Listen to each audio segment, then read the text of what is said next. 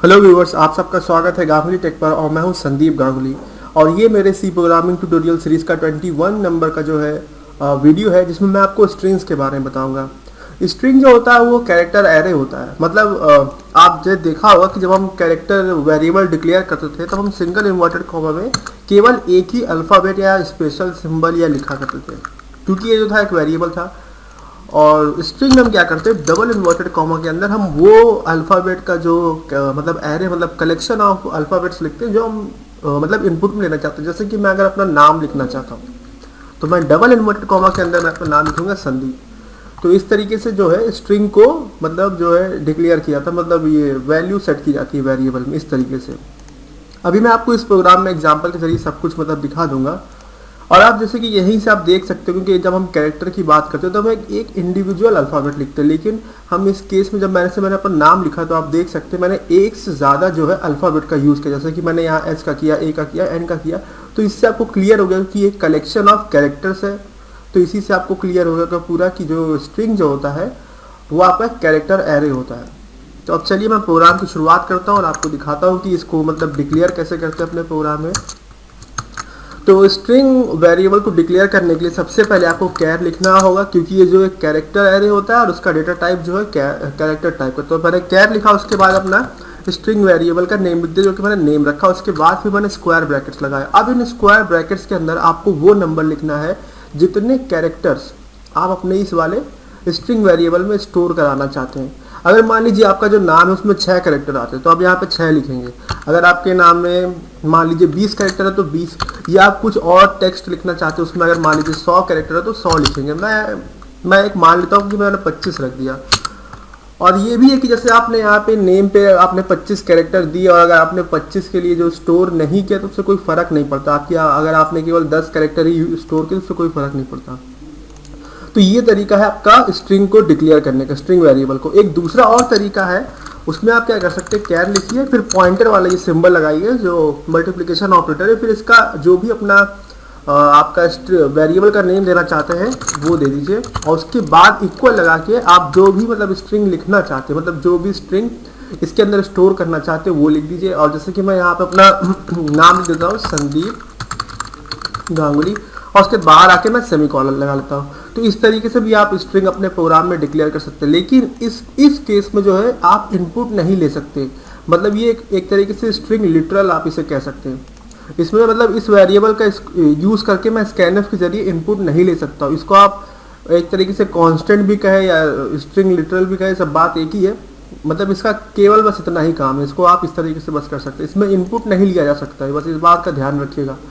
अब जो है अब मैं नेक्स्ट जो चीज़ आपको दिखाऊंगा कि आखिर ये जो स्ट्रिंग है उसमें इनपुट कैसे लिया जाता है सी प्रोग्राम में। तो इसके दो तरीके, एक तरीका है कि आप स्कैनफ का यूज़ करें, दूसरा तरीका है कि एक दूसरा फंक्शन है जिसे गेट्स कहते हैं, और इसका जो फुल फॉर्म है वो है गेट स्ट्रिंग। उसका दोनों का मैं यूज़ करके आपको दिखाता हूँ। सबसे पहले मैं पुट्स के जरिए एक मैसेज लिखता हूँ एंटर योर नेम, मतलब अपना नाम दीजिए। और उसके बाद सबसे पहले मैं आपको स्कैनफ के जरिए इनपुट लेके दिखाता हूँ। उसके लिए मैंने स्कैनफ लिखा, डबल इन्वर्टेड कॉमा के अंदर हमें फॉर्मेट स्पेसिफायर लिखना है। और स्ट्रिंग के केस में जो फॉर्मेट स्पेसिफायर होता है वो आपका होता है %s, और उसके बाद कॉमा लगाना है और फिर आपको बिना एंड लिखे, यहाँ पे आपको एंड वाला ऑपरेटर यूज नहीं करना है, यहाँ पे केवल आपको नेम लिख देना। और मैंने आपको पहले वीडियो में बताया था कि अगर आप कोई भी मतलब जैसे एरे का कोई वेरिएबल है, अगर उसको आप इस तरीके से लिखते हैं बिना सबस्क्रिप्ट, भाई इसे सबस्क्रिप्ट जो कहा जाता है इसको, यहाँ पे सबस्क्रिप्ट जो होता है मतलब इसे इंडेक्स वैल्यू भी कहते हैं। अगर आप इसको नहीं लिखते जैसे कि यहाँ पे ऐसा था, तो अगर आप इस चीज़ को नहीं लिखते और केवल इसका नाम लिखते हैं तो ये चीज़ आपको बेस एड्रेस देता है। तो इसीलिए यहाँ पे हमें ये एंड ऑपरेटर को यूज़ करने की कोई ज़रूरत नहीं है। इस तरीके से जो हम इनपुट लेते हैं स्ट्रिंग के केस में, उसका जब हमें इसका आउटपुट देना होता है तो हम फिर से हम पुट्स का यूज़ कर लेते हैं। और यहाँ पे बिना इन्वर्टेड कॉमा के हमें लिखना पड़ेगा, क्योंकि मैंने आपको बताया था कि आप जो है कोई मतलब पुट्स के अंदर आप कोई भी वेरिएबल का आउटपुट नहीं दिखा सकते। और जो पुट्स का यूज़ होता है इसका असली यूज़ होता है स्ट्रिंग के लिए होता है। मतलब स्ट्रिंग जो भी वेरिएबल होगा उसका आउटपुट करता है पुट स्ट्रिंग, इसे कहा जाता है। तो मैं यहाँ पे केवल अपना स्ट्रिंग वेरिएबल का नाम लिख देता हूँ, जो भी हम इनपुट देंगे उसका आउटपुट आ जाएगा। और उसके बाद मैंने रिटर्न 0 कर दिया, ये हमारा प्रोग्राम कंप्लीट हो गया। अब मैं इसे कंपाइल करता हूँ और फिर मैं इसे रन करता हूँ। ये देखिए अब ये प्रोग्राम पूछ रहा है एंटर योर नेम, तो मैंने अपना नाम डाल दिया संदीप। और उसके बाद मैंने एंटर करते, देखिए मेरा ये हमारा जो आउटपुट आ गया। तो इस तरीके से हमारा प्रोग्राम हो गया। अब स्कैनफ का एक ड्रॉबैक है जो मैं आपको बताता हूँ स्ट्रिंग के इनपुट में। वो ड्रॉबैक ये है कि मैं आपको दोबारा प्रोग्राम रन करके दिखाता हूँ। जैसे कि मेरा नाम, पूरा नाम संदीप गांगुली है और मैं चाहता हूँ कि पहले मैं संदीप लिखूँ, फिर एक स्पेस दूँ और उसके बाद जो है मैं गांगुली लिखूँ। तो मैं लिखता हूँ, स्पेस दिया, मैंने गांगुली लिखा।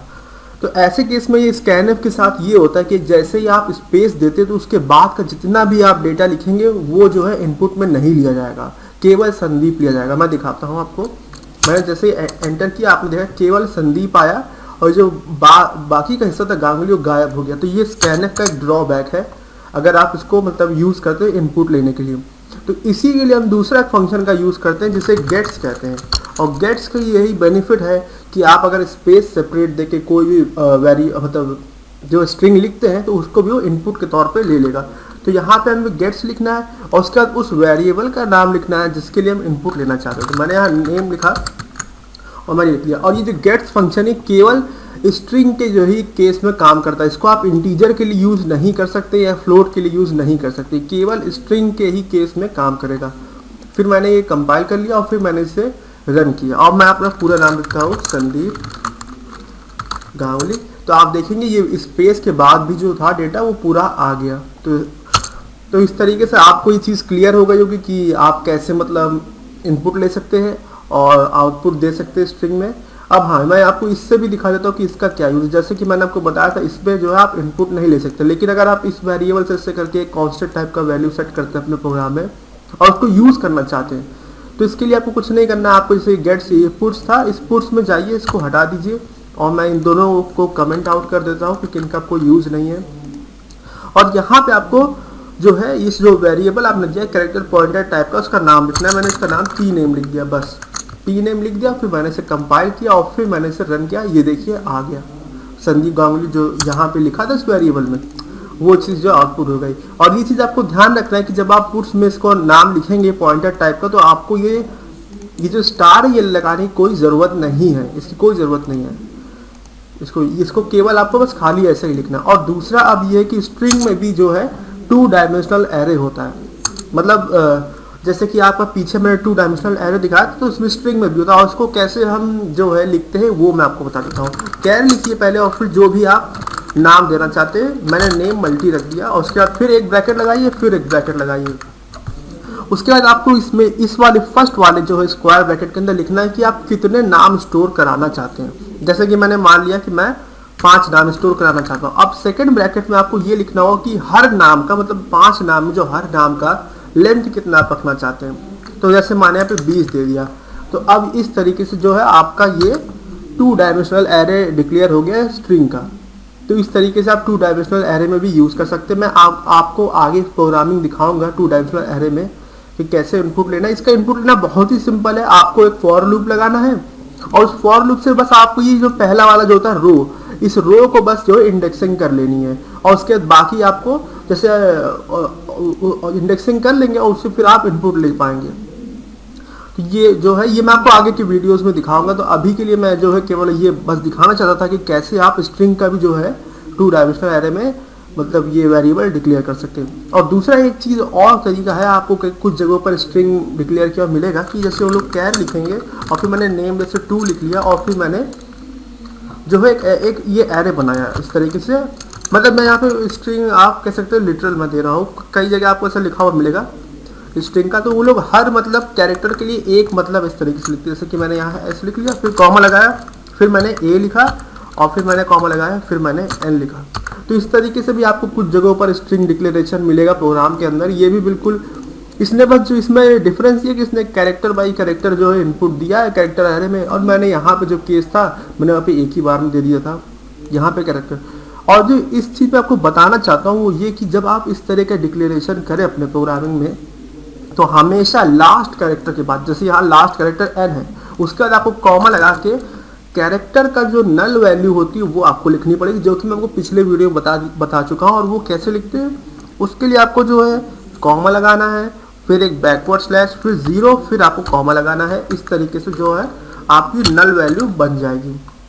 और इसको भी आप जो है प्रिंट करा सकते हैं बिल्कुल सेम पुट्स यूज़ करिए। यहाँ पे मैंने नेम 2 दे दिया, नेम टू, और फिर ये मैंने इसे बंद कर दिया और फिर मैंने कंपाइल किया, फिर मैंने इसे रन किया। ये देखिए नेम टू में जो था SAN था बस, तो वो भी आउटपुट हो गया। तो ये भी आपको क्लियर हो गया होगा। और ये चीज़ इसलिए लगानी पड़ती है क्योंकि जब हम इस तरीके से स्ट्रिंग लिखते हैं तो ये जो ये सी का प्रोग्राम का जो कंपाइलर सॉफ्टवेयर है वो बाय डिफ़ॉल्ट इसमें एक नल कैरेक्टर लगा देता है जो इसे बताता है कि स्ट्रिंग इस लेंथ पे जाके रुक जाती है। जबकि जब आप स्ट्रिंग को इस तरीके से करते हैं तो उसमें ये बताता नहीं है कि भाई कहाँ पे स्ट्रिंग स्टॉप हो रही, कहाँ पे इसका एंड है। तो इसीलिए हमको इस तरह का नल कैरेक्टर लगाना पड़ता है। तो मुझे लगता है कि इन सब चीज़ों से आपको स्ट्रिंग का यूज़ कैसे करना है सी प्रोग्राम में क्लियर हो गया होगा। अगर आपको कोई भी डाउट हो तो आप कमेंट सेक्शन में ज़रूर पूछ लीजिएगा। और अगर आपने चैनल अभी तक सब्सक्राइब नहीं किया है तो कर लीजिए, जिससे कि सारे फ्यूचर अपडेट्स आप तक पहुंचते रहे। और ये वीडियो देखने के लिए आपका बहुत बहुत धन्यवाद।